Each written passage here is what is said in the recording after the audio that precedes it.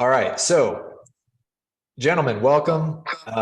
Great for you to take some time out of your day. I know you guys are busy, and so I wanted to have you guys on, why we were here, because, well, we got a lot of questions after our noteworthy event. And, when Scott and Zach came out, talking about the opportunity to invest in Roatan and exactly what that looks like. And for a lot of the people that weren't there and may not even be here today, but will watch this recording a little bit later, I wanted to, really just kind of dive into what it means to own property in Roatan, exactly where the hell this even is, and like the process of going through it. And, because a lot of the questions that we got were like, gee, I'd be nervous about investing outside of the States and what that all looks like.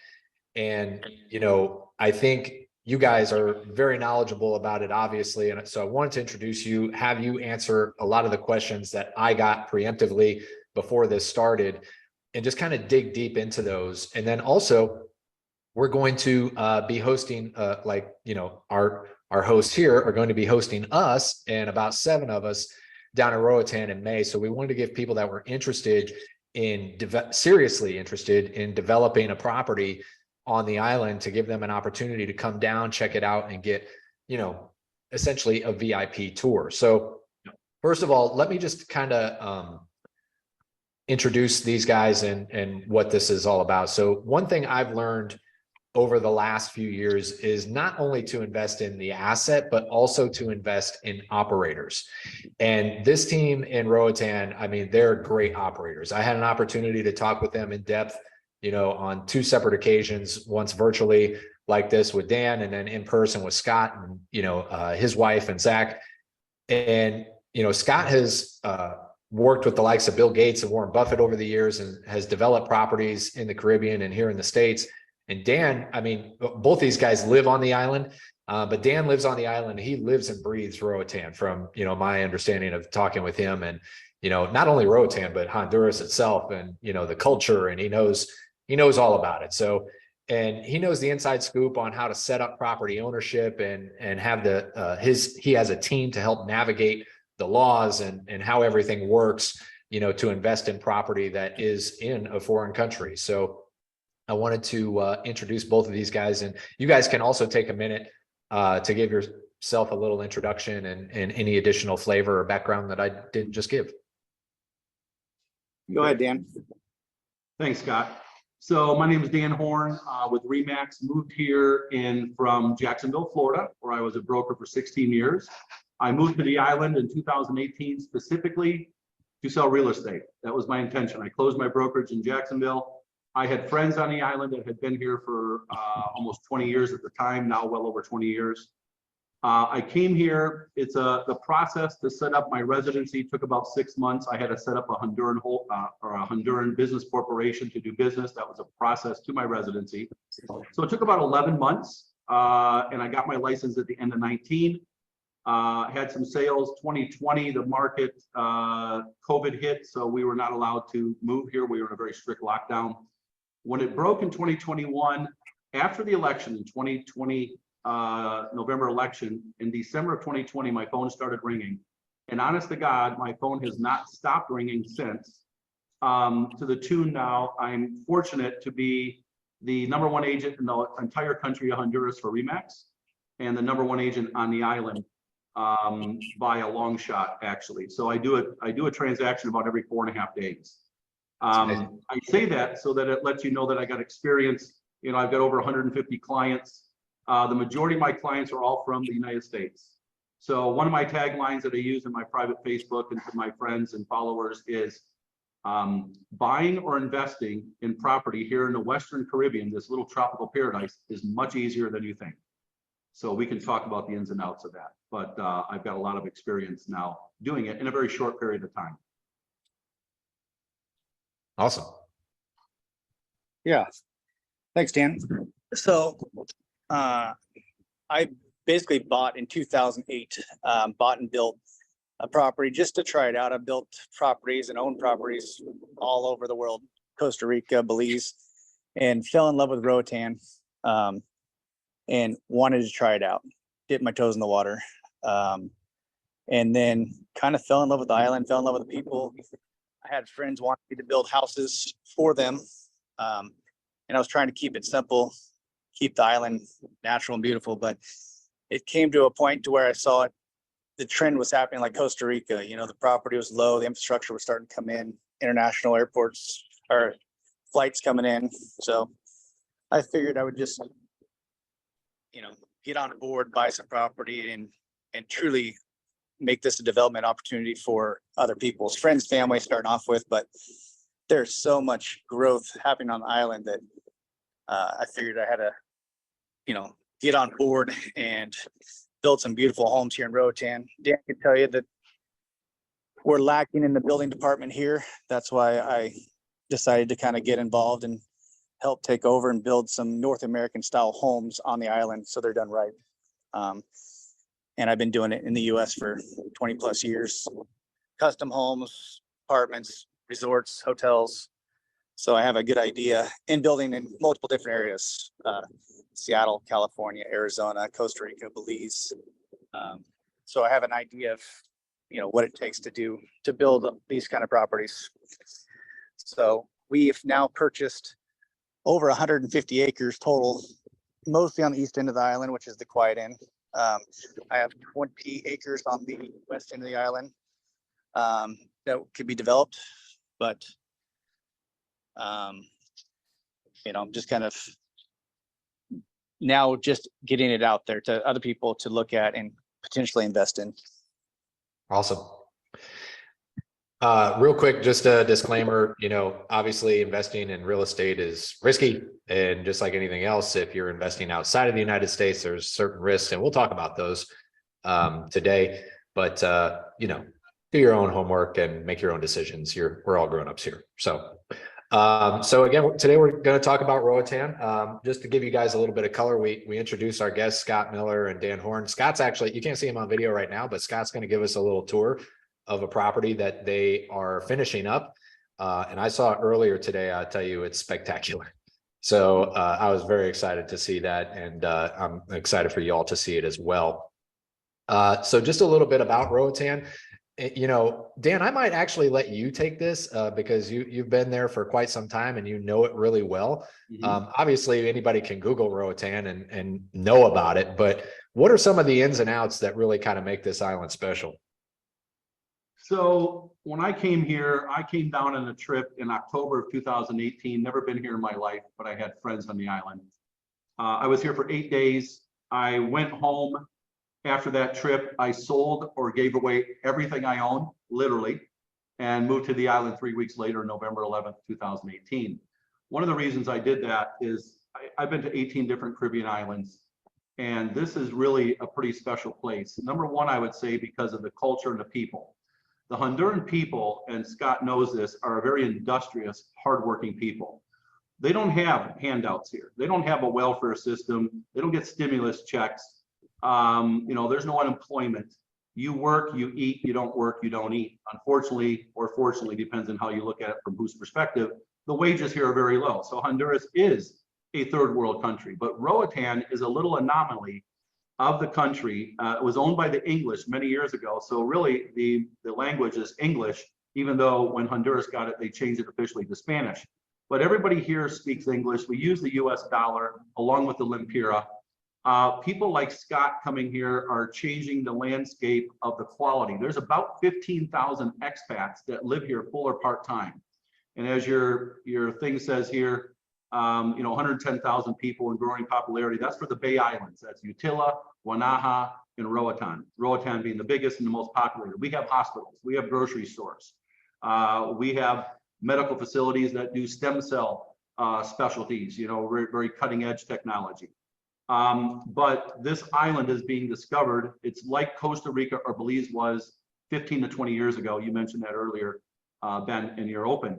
But what makes it special is the people. And I say this when I'm on tour. I do these real estate focused island tours, kind of my signature, my specialty here. Really, nobody else does it. And if they did, they don't even know what they're touring because I know the stats. I'm a numbers guy. But you know, these people here know that they're poor comparatively to the majority of us. But they're still happy. They're happy people. You know, in the US, we have everything. And many of us are not happy, right? We're all wound up tight and, you know, it's day-to-day hamster wheel. This, one of my sayings is island living is good for your health, physically, mentally, emotionally, spiritually, and potentially for guys like Scott and I financially, and any of you investors. So it is a special place. It's only a couple hour flight from the States. You know, it's an easy in, easy out, 90-day visa when you arrive, so you can stay up to 90 days coming from the US very easily. The biggest demographic here is Americans, followed by Canadians, followed by the Czech Republic. And then, of course, we got a smattering of people from all over the world, Latin America, South America, etc. It's a amazing island, but like you mentioned earlier, even the mainland of Honduras, you know, and everybody gets this, right? The minute you say you're going to Honduras, my son said to me, 2018, Dad, I can't believe you're going to the murder capital of the world. That's what he thought. And I said, Matthew, you live in Detroit. You can't even comment, right? You don't even get a vote. But it's far from that. And I've traveled extensively in the mainland. My fiance, I'm engaged to a Honduran woman. We'll celebrate 4 years in April. We have an amazing life. The mainland, my family over there is beautiful. Pico Bonito, the rainforest, the mountains of Valle de Angeles, the coffee growing region of Santa Rosa Copan, where some of the best coffee in the world comes from. There's so much to see. It's a jungle, tropical jungle, subtropical environment. And yeah, you got to be cautious like you would anywhere, right? I would be cautious in Detroit or any major city that I've ever lived in, or even small cities today, from a safety standpoint. So I wouldn't believe a lot of the hype. I have private drivers wherever I go. We go to the malls, we go to Walmart over in the mainland. I shop there, we eat there, we spend time there. In the malls, just like a mall in the US, you have Victoria's Secret, you have Cinnabons, and you have Payless shoes, right? And everything else, but the prices are cheaper. So it is a cost of living factor. It is less expensive to live here, at least in my perspective from the US. 18 years I lived in Florida. I'll give you one example, then I'll turn it to a different topic. But my fiance got braces a little over a year ago. She'd been wanting them for a long time. So we went to price out braces, and they were 8,000 Lempira, about $330. And Get out of here. Her teeth look amazing. Wow. $40, 1,000 limps once a month to do the adjustment. So things here are affordable for the most part. But yeah, Roatan is a special place. It's been, on the radar for a while, but now when we got solar fields going in, fiber optics island wide, an upgrade to our power grid, our RACO, which is our Roatan Energy company, is owned by Kelsey Warren, who is a billionaire out of Texas. He put 54 million in the RACO when he bought it to convert it from diesel to a clean gas. So we've got, the new power grid, power poles, new roads, as Scott will tell you, going in east to west, mainly in the western and mid-island, but everything is changing. So timing is everything. This is Belize, Costa Rica 20 years ago, 15 years ago. So it's funny to me that you talk about braces, because my wife she just dropped about $6,000 on Invisalign. So I can't wait to share that little nugget with her when she gets home, that we could have saved about $5,700 if we just lived in Roatan. Right. So, I could back that up too. My dad just had a root canal and a bridge put in here in Roatan, quoting in the States was $6,000, and he had it done all out the door, said and done, $700. that's unbelievable. And he's super happy. That's awesome. So yeah, I mean, you mentioned, Dan, like we look at this, like right now we look at your backdrop, right? It's like, oh, it's tropical, it's beach, it's, we got the picture of the turtle on here and the reef and all that, but it's very jungle-ish, right? Like the island is like super cool like that. It's not completely just tropical paradise. It's tropical paradise, but it's got so many other features. And I think, I can't remember if it was you or Scott that had put a picture of the river and just like how clear it was the other day. I noticed that on Facebook. I was like, oh my God, this is beautiful. So, and it looked like the Caribbean Sea, like it's unbelievable. So it's like an aquarium. It's crazy. So, I mean, there's a lot, this might be something similar to what it looks like, but you get out there and there's obviously a lot of, it's probably a nature lover's paradise in terms of diving, fishing, hiking and all sorts of fun stuff. But Can you guys talk about, you're on the island full time for the most part, like when you're not working and selling houses or building houses and developing, like what are some of the things that you guys do personally on the island to just enjoy yourselves? You want me to go, Scott? Yeah, go ahead and go. So when I get time off, we call it our Sunday fun day, right? Or something with a group of friends. There are so many different beach clubs on the island that we can go to, including out east where Scott is at.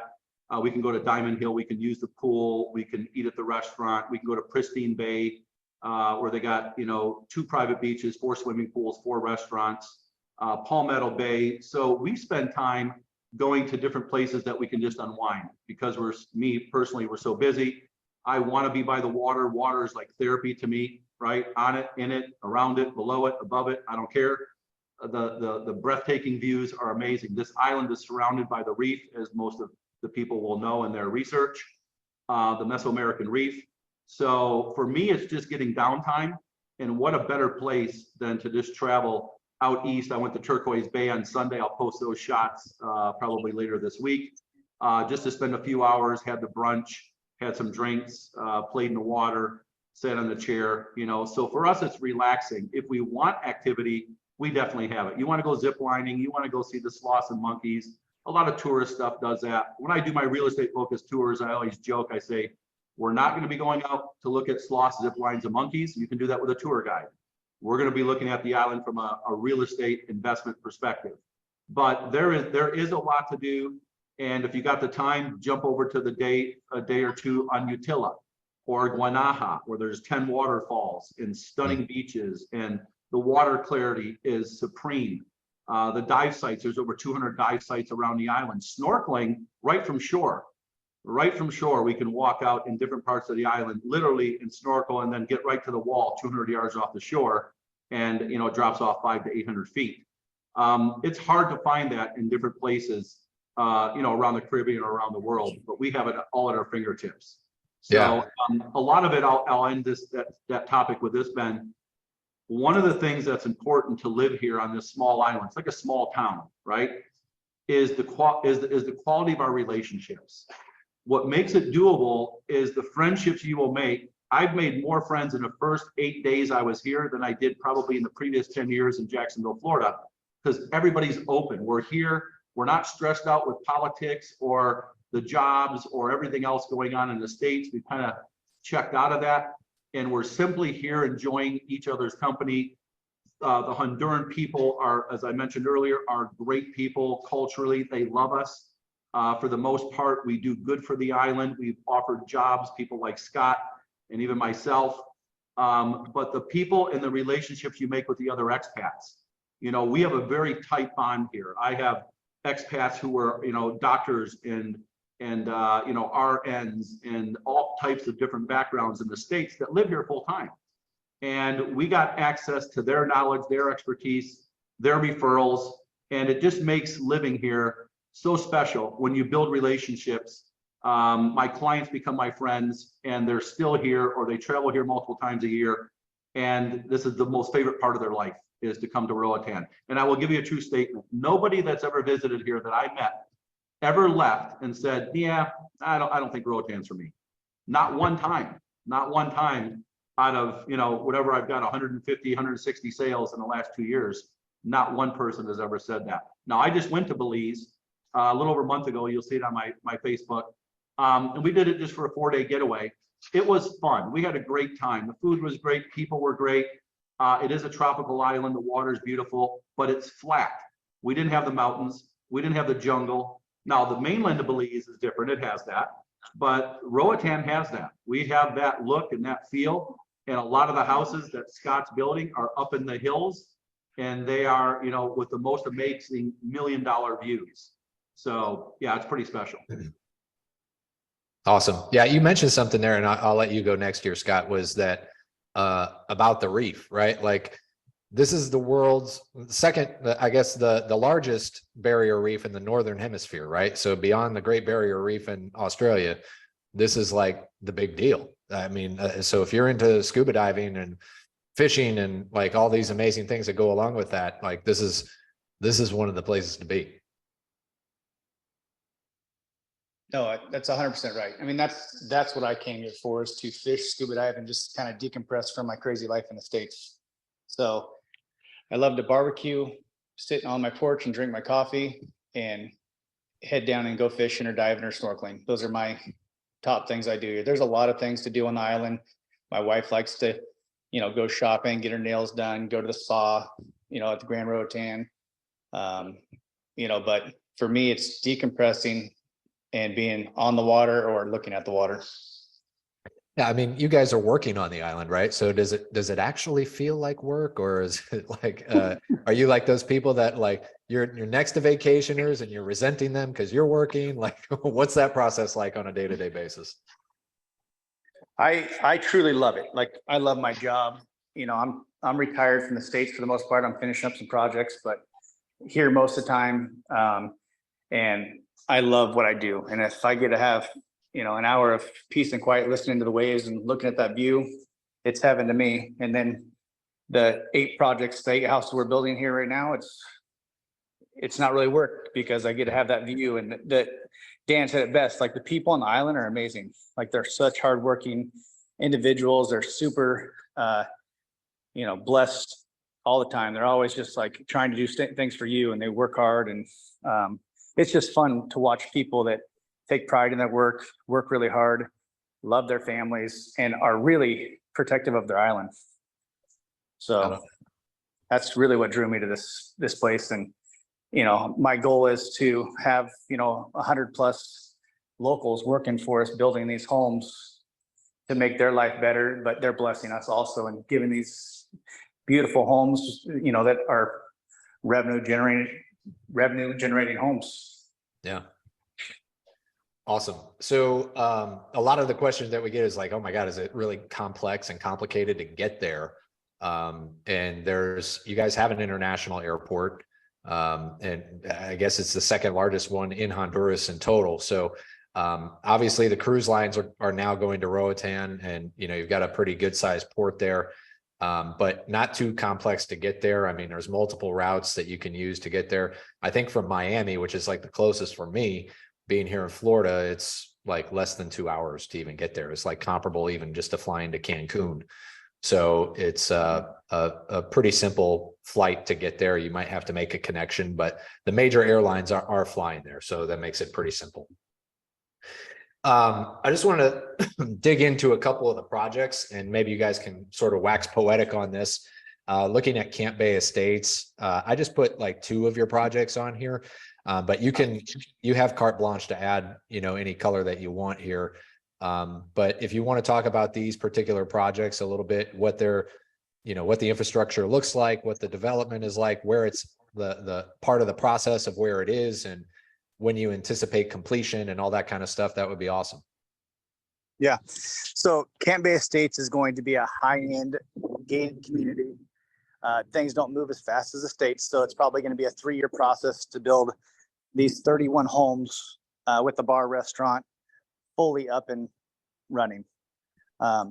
Ideally, that's a year process in the States, but we're not in the States. These homes, will net anywhere from $700 to $800 a night, $180 or 180 days of the year. We have a house that I'm staying in now currently, just finishing up all the details the next 2 weeks. And then we have clients staying for a month. And, it's kind of nice having a quick $12,000, pop right off the get on this home. Makes it feel worth it after it's all said and done. But every one of these homes, minimum size is 2,500 square feet. Most of the houses we're building now are between 5,000 and 7,000 square feet. Smallest one we're doing is 5 bedrooms, 6 bathrooms. All of them will be built with infinity edge pools, hot tubs, pretty much all the bells and whistles you'd have in the States. There's not anything you wouldn't have here than you have in the States. You got Wi-Fi, smart TVs everywhere, high-end appliances. You got your quartz, your tile, your, custom built cabinets, 8-foot doors. The quality construction, because the labor is so inexpensive, it really helps with being able to keep our build costs down, but still give you a very high quality for the price. So that's truly the key to this island. Like, yes, these ones in Camp Bay Estates are 800 to $1 million plus, but you're also getting, when you see them, video doesn't do it justice. They're very, it would be a $2 million home in Florida or $3 million home in Seattle. It's just what you get for your value is a lot. Yeah. And you mentioned something there too, Scott, about like 180 days. Is that sort of like the typical in terms of like the amount of rental time that you can expect in a year? Yeah. So Zach did a bunch of research, and there's not very many rentals on the East End. So Okay. there's 7 VRBO rentals active that are comparable, like, your state size home. And talking to those, each one of those owners, on a good year, it's 200 days. On a normal year, it's about 180 days. Okay. Of course, they've had better and worse, but it averages 180 days a year. On my house in the West End, Luna Beach, it's been finished for about 3 months now, and we have almost 219 days, I think, as of yesterday, of booked nights, and that's at $800 a night. Wow. So that one's, West End, and Dan could tell you this, it's more of your popular touristy side. Definitely people are wanting to stay there. This week is Easter week, so we have that house at $1,800 for the whole month, and it's booked the whole month. It's kind of a crazy month here in April. Yeah. Yeah, So, for certain, like spring break and all that. Does what about like, because I own some Airbnbs here in the States. Yep. And a lot of times I look at the cost of just like my host and the additional stuff that comes along with it, and just trying to figure, all right, and I'm like, all right, I'm netting 12 to 15% ROI, which isn't bad. But can you talk a little bit about like some of the what the costs are in terms of like, if you have somebody hosting your property there? Or do you guys have good contacts for people that typically will take on or own companies that host properties there? Dan, I'm going to let you speak to that. I'm going to speak to one thing real quick. So Sure. I have in my house in Luna Beach, my house comes with a cook and a cleaner, and turns the house over. She picks them up from the airport. She cooks for them, cleans for them, gets some drinks, makes their bed every morning, all that stuff. And I pay her $500 a month to do that. And then I just ask the guests if they deserve a tip them. Other than that, I pay her $500 a month to take care of my house, manage my house every day. And that's if they want her services to cook and serve drinks, she does that. And it's just more of a high-end experience. Like she does everything for them. Like we have a bar at our pool. If they want her to serve drinks while they're in their pool swimming around, she'll do it. If they want her to go away, she'll just come in the morning time, make sure there's no laundry, change the beds over, and leave. So you could use it. So it's pretty awesome. I love it. And I'm going to have that for every one of my houses personally. Yeah. But for the client that wants to be kind of hands off and they don't want to deal with that, there are property management companies. And I'll let Dan speak to those because he's more familiar with that. So property management, there's no shortage of companies here. There are some that, I would not recommend for a myriad of different reasons, and then others that I would. As a whole, it's fairly affordable to manage a property here. I just put a contract offer in on a little villa in West End called Sunset Villas in the $250,000 range. The management company that's handling that charges $200 a month, and that takes care of everything that they have to do. The maintenance is included because it's a villa that's an association, and it's 30% commission if they rent it through bookings.com, Expedia, HomeAway, all these different websites that people are on. So you will pay a fee to have that done and be kind of not worry about it, right? You're an absentee owner, almost like a lot of people were in Florida. Or you could do your own Airbnb, your own VRBO, and then just hire somebody here at a reduced amount to check them in, check them out, make sure that the bills are paid, the electric's paid, get the unit or the villa or the house cleaned. So what Scott just described is more of a higher end experience, you know, or the property that he has renting at $800 a night. And then you got other properties running for $180 a night or $150 or $250, just depends. So we have everything available here, and I would just operate off of referrals. I don't do rentals myself, but I own properties that, you know, I've got 4 properties right now that I own. So rentals is something I'll participate in. We're at a shortage for long-term rentals on the island, but there is an opportunity. And as this island gets notoriety, and I'll tell you, Scott, just recently I found out, you know, the project I had down at Ocean One down in West Bay, you know, the Paradise Hotel is averaging about 90% bookings, not 180 days, 90% of 365, whatever that is, 200 and some days per year. We're in an extraordinary season right now in 2021, 2022. And, you know, you might even likely to be better than those numbers. But this island is not getting any less attention. It's getting more. The roads are being widened and worked on. More flights are being added. So it is a desirable location. And there are opportunities to rent, hands-on, partially, whatever you want to do. Okay. All right, that's awesome. So, and Scott, I know that there's a couple of different developments that you got here. I've got Caribbean Bliss on here. Do you want me to share that as well? Yeah, I mean, Caribbean Bliss is it's going to be it's a larger community. It's 51 homes or 52 homes, but it's going to be a smaller, like more affordable type home. It's going to be more of your 3 bedrooms, 2 bathroom, sleek, modern development. Trying to be more affordable to the island, you know, and that starting off at 375 to that $500,000 range. It'll have a pool, bar, restaurant, but it's about a 3/4 of a mile from the beach. So it's a little further from the beach, from Camp Bay Beach.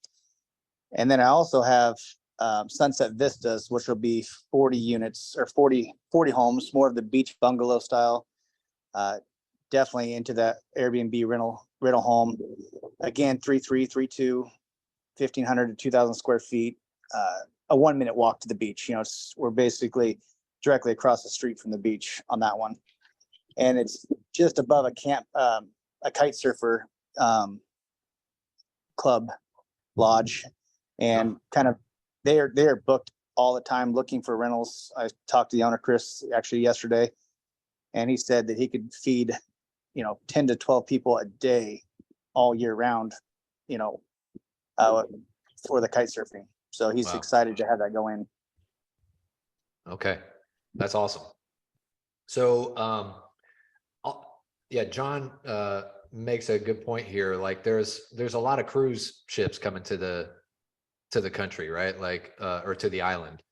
Do you guys have data or some insight on that you can share? Dan, I know that's you. Yeah, there's a schedule that's put out. I don't have it in front of me. So we know in advance what cruise ships are coming from what cruise lines any day of the week. Generally, there's no cruise ships on Sundays as a whole. I think this past Monday, there might not have been one here as well, but sometimes we'll get anywhere from 1 to 4 cruise ships in a day. They only spend the day here. They don't stay the night. You know, they'll bring a lot of tourism dollars to the island. Many of those cruisers will get, you know, tour guides and go out east where Scott's at, and they'll tour, you know, the mangroves, and they'll, you know, hit the water out there, spend time at Camp Bay Beach, hit the different restaurants that are out there, and snorkeling tours and things like that. But it's been a big boost and a lot of notoriety to the island. The cruise ships, I can't tell you out of my clients how many people say, we first came to Roatan on a cruise in 2014, and then in 2016, we came back for 10 days, and then we've been coming back every year, and now we're ready to buy. And then there are people like my people yesterday who'd never been here before. They've only been on the island 5 days, and they wrote an offer. So they just know, you know, it felt right. You know, sales is emotional. You kind of know when it's right. But the cruise ships have been a big boost to the island. Virgin Atlantic, Richard Branson's company. I've got pictures on my Facebook. You know, he gets off the boat. He was here in his white t-shirt and his jeans, just like a regular guy. Nobody fawns all over him. Nobody's, you know, it's not like a Hollywood starstruck kind of a thing. You know, we give people their space, and there's a few celebrities that come here from time to time. But cruise ships have been a blessing to the island for most people, especially the locals, because it provides jobs of that. And then, of course, it does make it a little harder. You know, cruise ship days down at West Bay Beach get a busy beach, you know, so there are times that us locals are like, we're not going to that beach today. We'll wait till tomorrow. There's no cruise ships. Yeah. But it's been a big boost for the island, and it's a positive in my mind. Yeah, I know one of the, you guys actually have one of my favorite celebrities on the island. Greed, for lack of a better word, is good, Mr. Michael Douglas.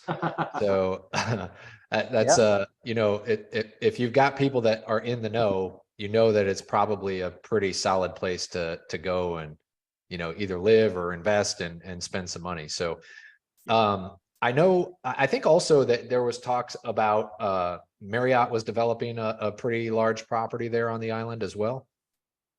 Well, they're talking about it. So your buddy who you just mentioned, Michael Douglas, who's our neighbor here, at Camp Bay Estates, you know, they're talking to the Marriott and a couple other places about developing this point here.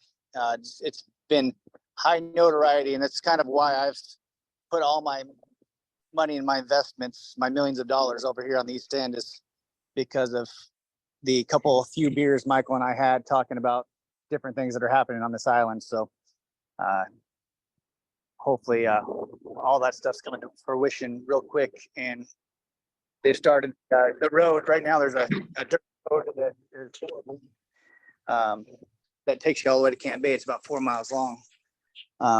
But they are now paving it, and there's a lot of us investors and people involved in this road to get it done. Oh, awesome. So yes, there's definitely a lot of movement happening on this side, and that's going to be a big splash here very soon. Let's get into some of these questions that I had gotten, and you know, before we have Scott give us a kind of a tour of the property that he's at. These are some of the, you know, the ownership questions, right? So like, what are the rules? What are the laws and regulations regarding foreign ownership on the island? Is it possible? Like, obviously it is, but are there a lot of hoops to jump through when it comes to that? No, it's a pretty simple process. One of my, I think, keys to my success here in a short time of rising to the top in real estate is because I know how business is done in the US. I understand what my clientele, who are mainly Americans and a few Canadians, expect, and I try to show the similarities here. So basically, 1991, the Honduran government made it legal for foreigners to purchase real estate in the country of Honduras. That's when the law changed. Now, you can purchase, and I'll give you a couple scenarios, try to keep it very simple. If it's a husband and wife, the wife could purchase a property in her name. The husband could take a property in his name, the title in his name. If they're a couple, they can have one together, but that's all you can have as a foreigner is one property. If you want multiple properties, you have to put them in Honduran holding corporations, which I'll go into in a minute. And the laws are very strict. We get titleship, ownership of the property. It's a safe process. The biggest question I get on a weekly basis is, Dan, aren't you afraid that the Honduran government's going to come in and take your land? And my new response is, no, I'm more concerned about the US government coming in and taking your land. And you know, there's a thread of truth to that, of concerns. But here, that's not something that's happened, at least not the 24 years that Remax has been here. We've never had an experience of that. But one of the reasons is that when you buy here, there is no title company. The due diligence is done by an attorney. The attorney must use what we call a notary protocol. A notary in Honduras is like a Supreme Court appointed attorney, maybe a judge level or a PhD level attorney with experience, and they must use this notary protocol to legally close title and real estate transactions in the country of Honduras. None of my clients, and I mean none of my clients, have ever taken title in their own name, personal name. I own 4 properties. They're all in separate holding corporations. They're inexpensive. The benefit to that, though, is huge. A holding corporation does not do business. It does not pay taxes. You do not have to renew it every year like an LLC in the States. It's simply there to hold the property and to offer a layer of protection even stronger than the US corporate laws. My attorney is one of the specialists on the island and in Honduras of corporations. He does big, banks. He does everything down to the, local piece of land.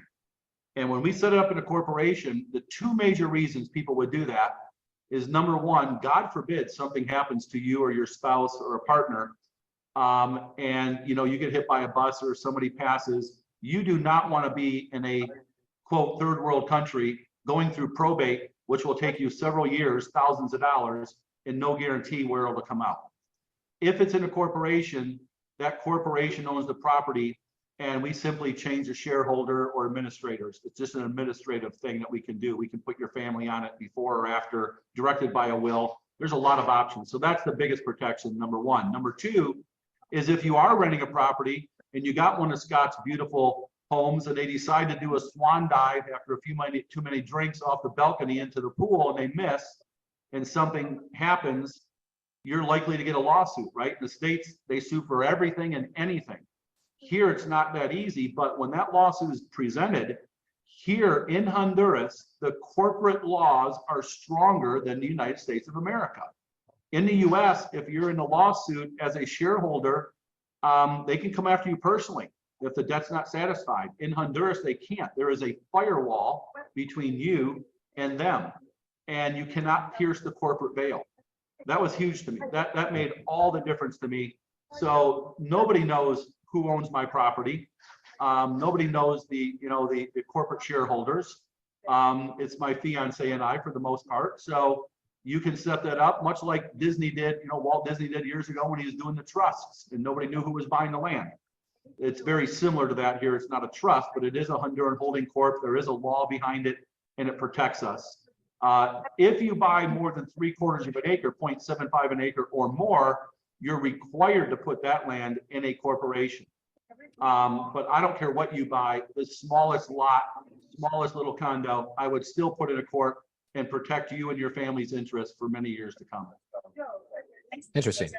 So you mentioned something there about taxes. Can you relate like what, if I own a property there, what's my responsibility when it comes to taxes, not only from like an income standpoint, but for property tax? So property taxes are separate. There's just real estate property taxes. The cost of property taxes is $405 for every 100,000 in purchase. So if you buy a $200,000 lot, you're looking $800 and change for property taxes. If you buy a $500,000 house, you're looking at a couple thousand for property taxes, basically. Okay.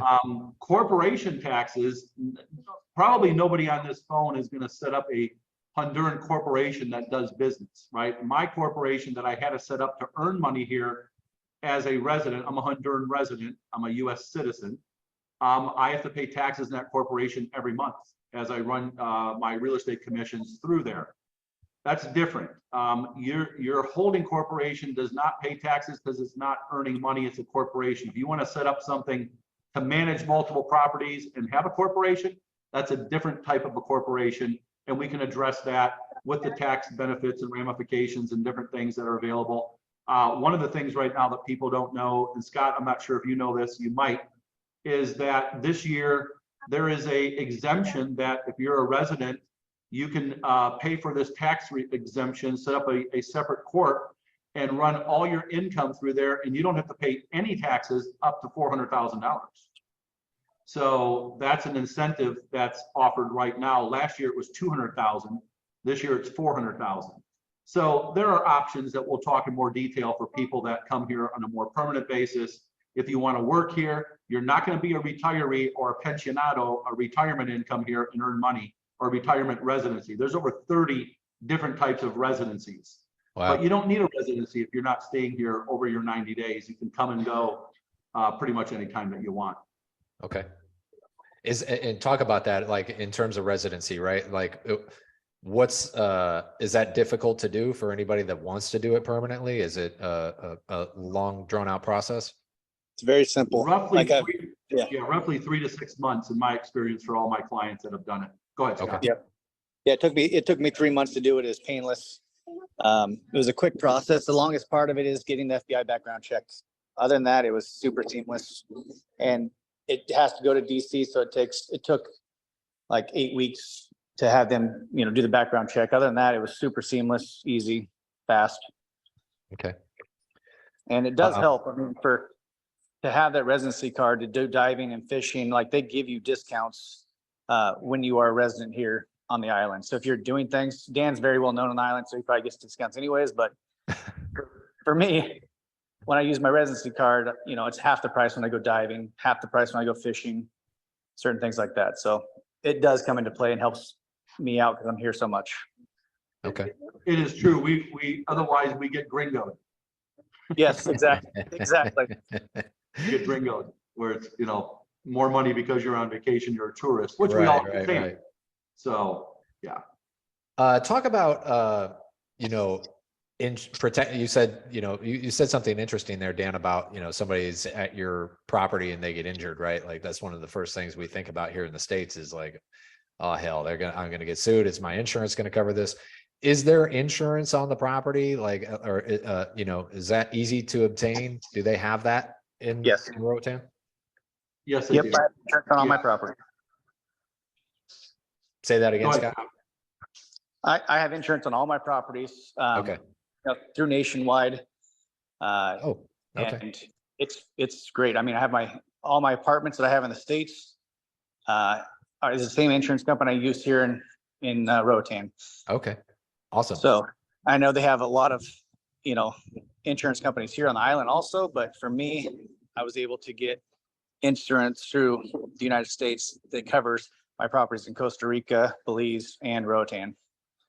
And they're more sticky about Belize just because you don't own it. There's different, political things that they don't like, but it's possible.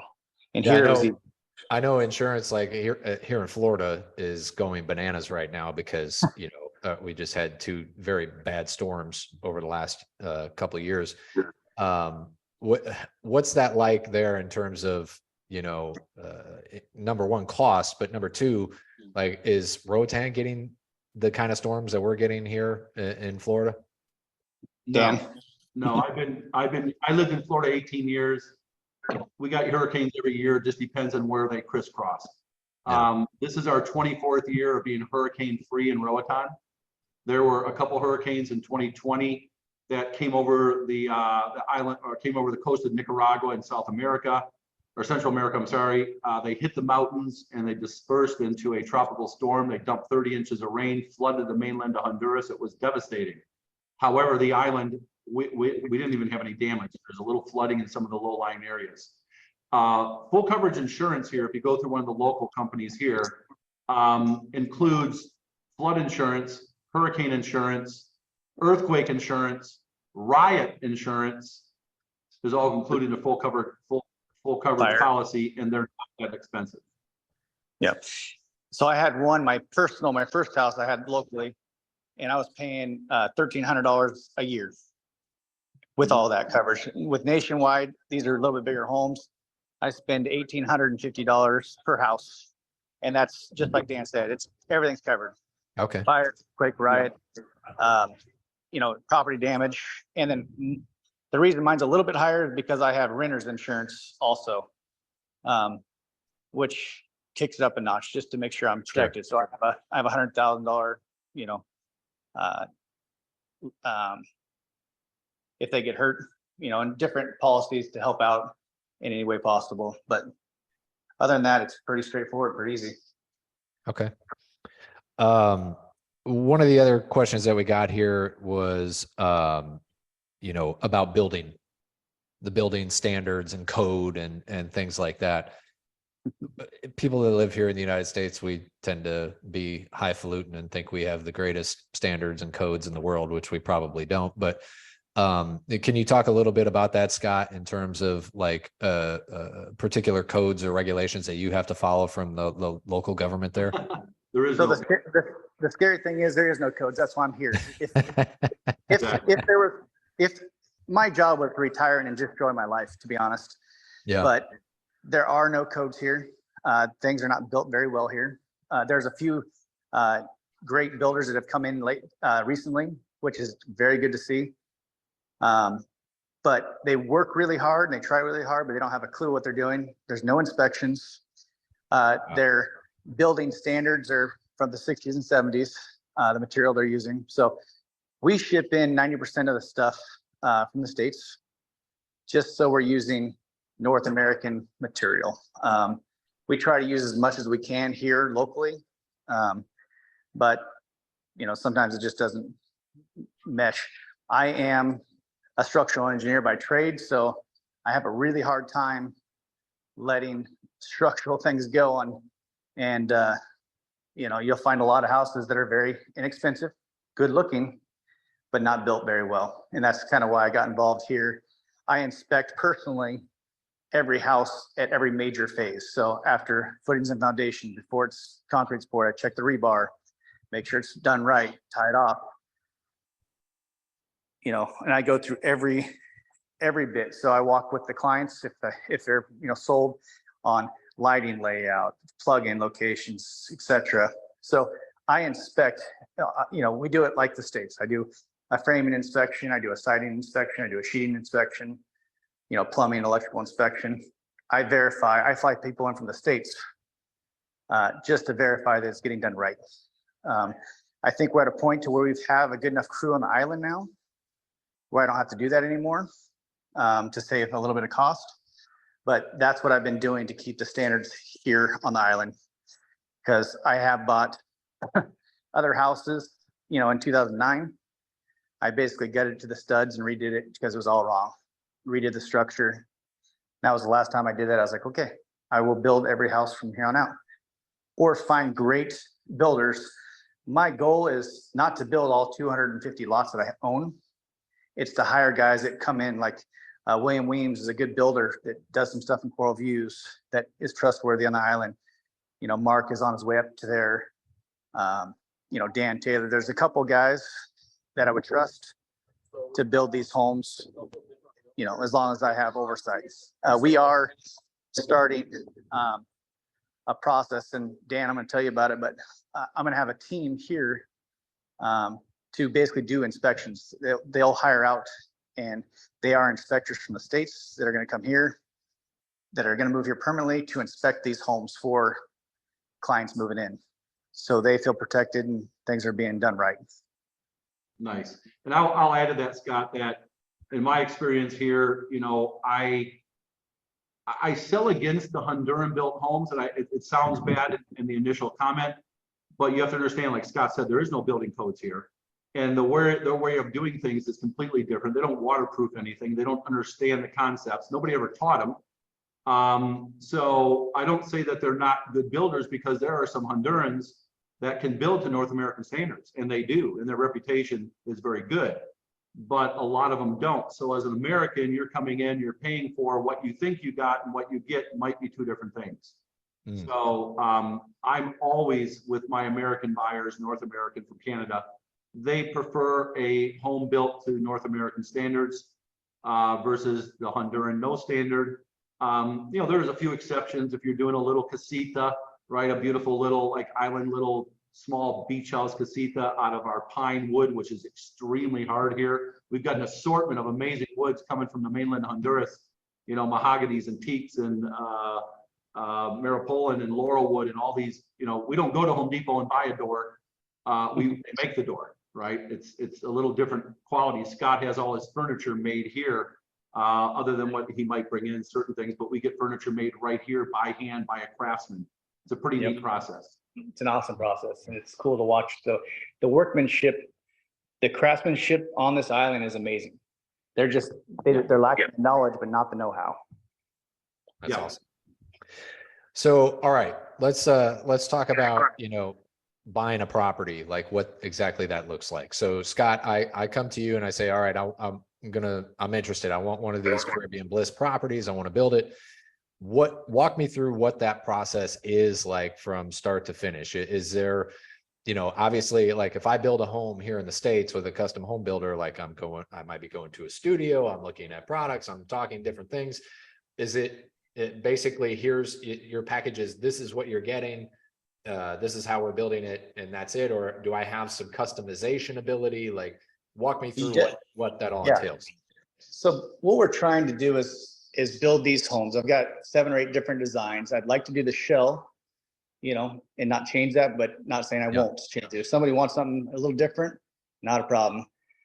When it comes to the inside of the homes, I mean, I would much rather just get the shell up and then do all the finishes to the person that's buying, the customer to buy it. Pick the tile, pick the LVP, pick the base, trim, doors, cabinets, paint color. That's ideal. And we would rather build it exactly how you want it, move in ready, to your taste. But for us right now, we're not going to stop. We're just going to continue building these things. I'm going to try to do 5 to 7 at a time and sell them. I mean, if I finish them, I finish them. If I don't, great. But that's kind of the concept now. We're going to start our first 3 up at Caribbean Bliss. We're going to start 2 in Sunset Vista. So we'll have 10 homes currently going all at once. And then basically it takes 8 to 12 months to build a home, and on our specs, they would take less priority than a custom. If you came to me and said, hey, I would like a house built, I would pull off one of my specs and start building a home that's already sold, right? My rules, I have CCNRs in my developments. So once I start my home, I have to finish within 2 years. And that goes for all 3 developments. You can't start a home and not finish it within 2 years. So that obviously pertains to me also. So, I mean, I obviously got to keep going, but Dan Okay, basically. That was going to be my next question, is like, so from start to we can expect that amount of a timeline, or is that just like, hey, it has to be done by 2 years? It has to be. There's no, like, Okay. once you start, so the shell of the home has to be finished within 2 years. So if you run out of money or you decide you have to wait for a minute, you have to finish the shell of the home. I don't want construction going on for a long period of time, to distract the development. Yeah.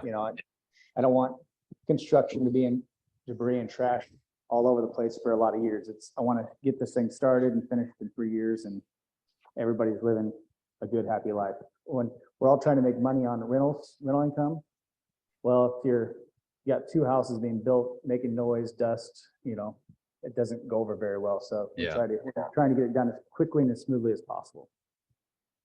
And if you look at my development, I have them staggered far enough apart to where I have that in mind. So it's not going to be bothering, the neighbor right next door. You have some space to where you're not going to hear the guys working.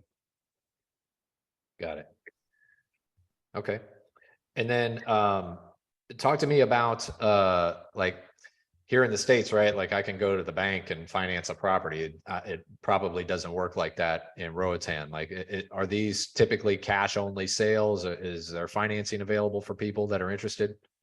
So the majority of it's cash only sales. If you buy the lot, I will, at 30% down on the home, I will finance a 10-year finance deal on the rest of the home. So basically like the States, you got to buy your land, I'll finance the house. But instead of a 20% down, I need a 30% down. Here, then I'll do a 10-year finance for between 6 and 8%. Okay. And I'll add to that, what Scott is doing is very generous. And the reason I say that is that the typical sale here, you're right, there's no financing, at least not for foreigners. There's probably a couple percent probability that you could do something a little different. There's some offshore banks in the Caribbean. But for the most part, when I sell a property that's, whether it's a house or a lot or a condo, it's 50% down. So if it's a $500,000 house, it's half down, and the balance is financed, as Scott said, now in that 6 to 8% range. A few years ago, it was 4 to 5% range. And it's typically 1 to 3 years, maybe 1 to 5. You might get a 7-year out of it. And I've only seen 1 10-year. And that was by the owner of Remax, sold a house because he loved to be the bank. He sold all his houses on financing. He didn't want the cash. Yeah. He wanted half down. He wanted to be the bank. So what Scott is offering is, there's a couple people that would offer it, but it's very generous. Less than 30% down, 10-year terms, reasonable interest rate. But I tell people here, if you foreclose, right, it's kind of like a land contract here or a contract for deed. Yeah. If you don't make your payments, you're not going to stay in that house for 3 years, tied up in the court system for a foreclosure process. You're going to be evicted in about 90 days, and all the money you paid is gone, and Scott's going to get the property back, and he's going to resell it again. Yeah. Well, for the people that are typically watching this in our system here, that's like probably music to their ears because, if you go and decide, hey, I want to build let's say I wanted to build one of these on spec because I have the cash to build it, and then I'll turn around and sell or finance it to somebody. I'm almost crossing my fingers that they screw that up. Right. Yeah. Like, Right. Exactly.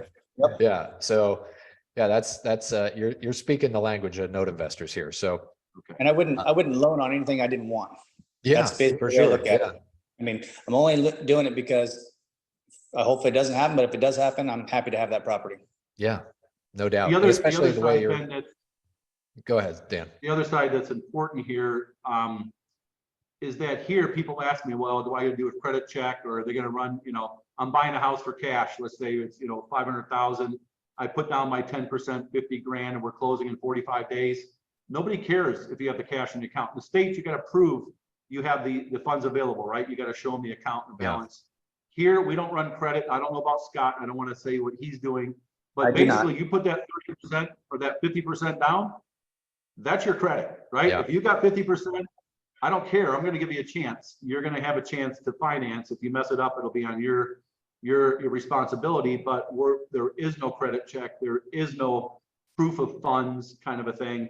If the money shows up, then we're moving forward. Right on. That's correct. All right. Awesome. Scott, are you ready to do a tour? Yeah. So let's see if I can figure this out. All right. Hang on. I'm going to figure out how to allow you to share. Perfect. There you go. You should be set now. Can you see me? No. No. Okay. So hold on. Let me see. Start doing. There we go. Gotcha. Now, if I can turn me around.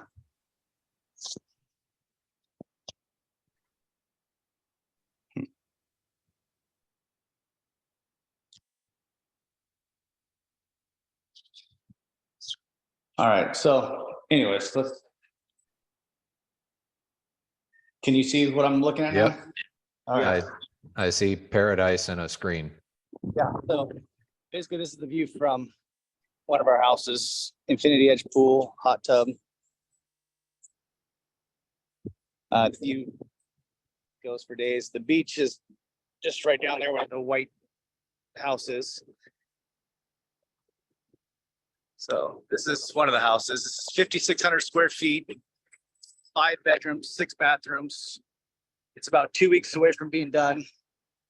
Furniture's been delivered. And Dan was talking about beds and craftsmanship. This is not finished because I needed a bed to sleep on, but this is like one of the beds they make. Somebody made that.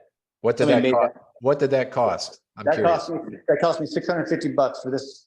I mean, it weighs probably 500 pounds. I'm not kidding. Yeah. But it's dovetailed, done. It still needs to be varnished and clear coated, but it's a very well built bed. That's awesome. All the showers are, North American standard or better. Glass, everything, walk-in closets. Waiting on the mirrors.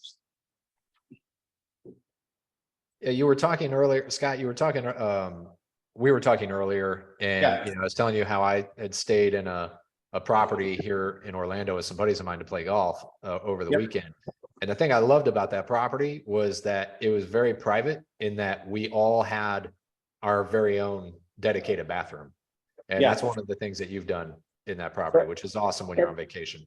Everything we build has a bedroom with a master suite. And then a full bathroom, guest bathroom after. So Yeah. everyone, you have your niches for your soap, wands, walk-in closets, double vanity.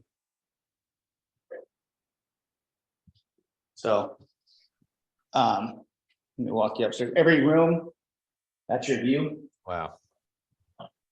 These are the bad ones.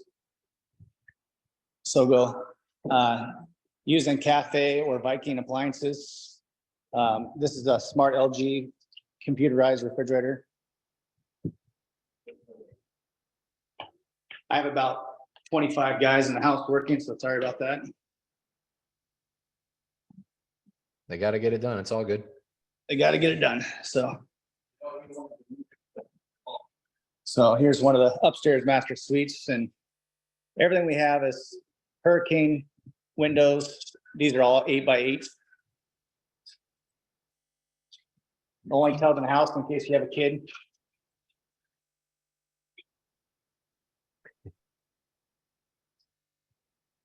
Everything is done with PEX plumbing. Here's the porch, which is 25 feet by 20 feet. Upstairs. What a view. You guys want to jump in the pool? No problem. Bar restaurant's going right down there where the big truck is and the dozer. They're working on the bar restaurant right now. Hoping to be done in 8. That'll have 3 pools, 2 hot tubs, indoor fine dining restaurant and outdoor restaurant. That would be dangerous to have a bar in my backyard. So Yep. So again, this is another amazing view, windows, custom bed. This one is finished. You can see it's a little bit more rich.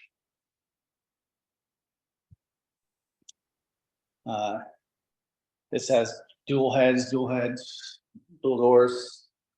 Your wife could shave her legs.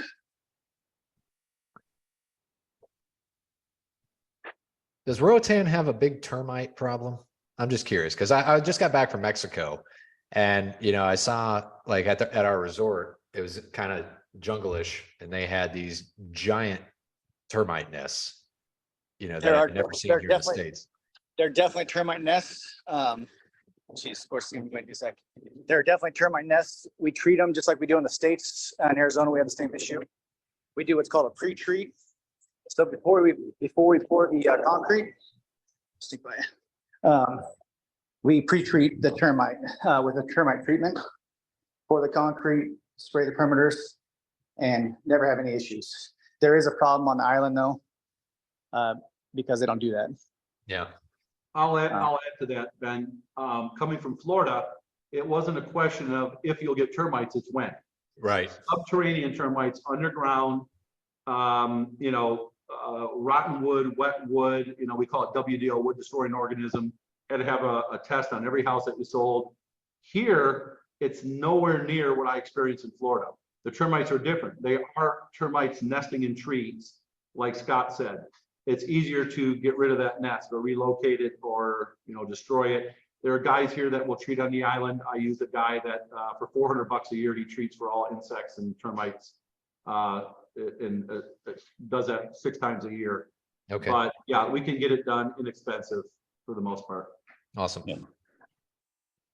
So on this, most houses, when you walk through the door, this is a 5 foot by 8 foot door, custom made here.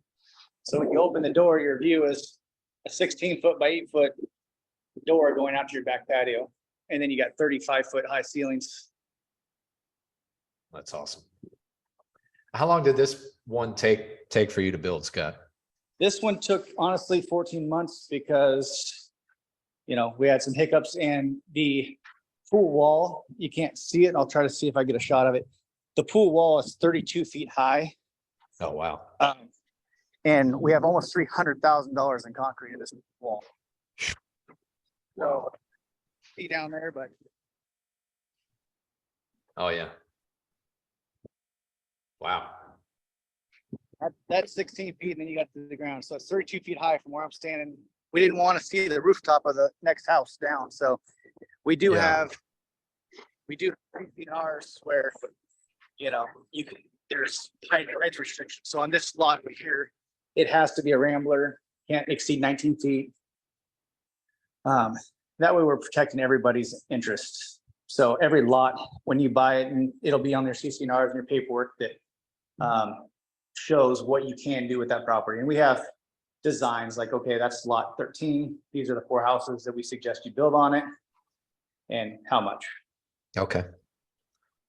So if you want to put a 3-story house on that lot, you're not buying that lot.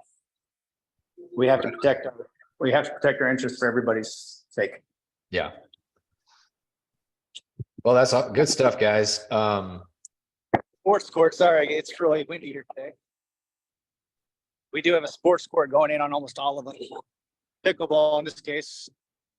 So Oh, nice. they're working on the turf right now and getting ready to put the pickleball court up. We have a big net going across so you can hit golf balls into the sea. Not really, but into that. Yeah. Oh, for those that are golfers, are there several golf courses on the island? Just one, or like what's that? There's an 18-hole Pete Dye golf course at Pristine Bay. It's been here for a while. There is a 9-hole course called the Black Iguana down in West Bay. There's another development coming just past Mid-Island that will have another 9-hole course, but that hasn't been released yet. So, golfing is a great pastime in the US, obviously really, really popular here. A little less popular because diving trumps everything, right? Diving, fishing, water, anything water related. But for those people that come here, golfing 18-hole course with the Caribbean Sea right there is 14th hole is amazing. Yeah.